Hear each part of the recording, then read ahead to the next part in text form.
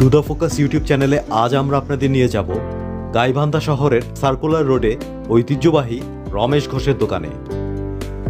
গাইবান্ধা শহরের যে কোনো জায়গা থেকে রিক্সা কিংবা অটোতে অনায়াসে চলে যেতে পারবেন রমেশ ঘোষের দোকানে। গাইবান্ধা জেলার ঐতিহ্যবাহী ও সুস্বাদু মিষ্টির নাম রসমঞ্জরি। বিশেষ এই মিষ্টির সুনাম রয়েছে দেশ বিদেশে সবখানে। এর স্বাদ গ্রহণ না করলে গাইবান্ধা ভ্রমণই বৃথা হয়ে যায় বলে মনে করে অনেকে। অতিথি আপ্যায়ন থেকে শুরু করে সব আনন্দ অনুষ্ঠানেই পূর্ণতা পায় গাইবান্ধার এই রসমঞ্জরি স্বাদে। গাইবান্ধা শহরে কম বেশি প্রায় সব মিষ্টির দোকানেই রসমঞ্জরি পাওয়া যায়। রমেশ ঘোষ গাইবান্ধা মিষ্টির ভাণ্ডার, নাড়ু মিষ্টান্ন ভাণ্ডার সহ সব দোকানেই পাওয়া যায় এই রসমঞ্জরি। তবে এর শুরুটা হয় রমেশ ঘোষের হাত ধরে।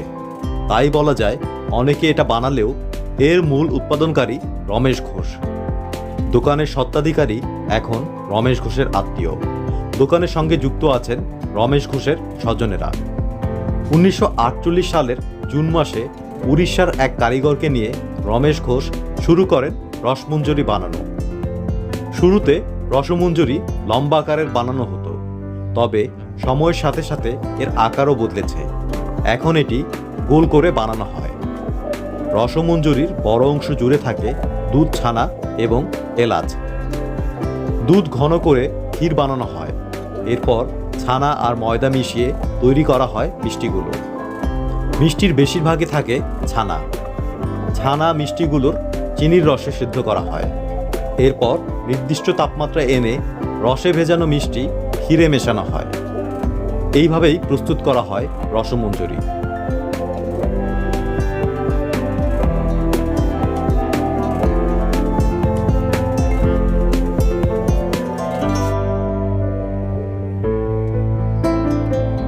রমেশ ঘোষের দোকানে এখন হাতের পাশাপাশি মেশিনেও গোল গোল মার্বেলের মতো মিষ্টিগুলো বানানো হয়।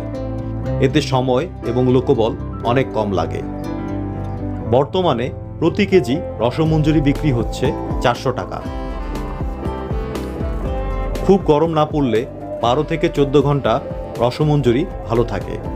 প্রতি কেজিতে প্রায় 25 থেকে 30টি রসমঞ্জরি ওঠে। রসমঞ্জরি সুনাম দেশ ছাড়িয়ে বিদেশেও ছড়িয়ে পড়েছে। বিদেশেও অনেকে রসমঞ্জরি নিয়ে যাচ্ছেন। এজন্য বিশেষভাবে ফ্রিজিং করে দেওয়া হয় এই মিষ্টি।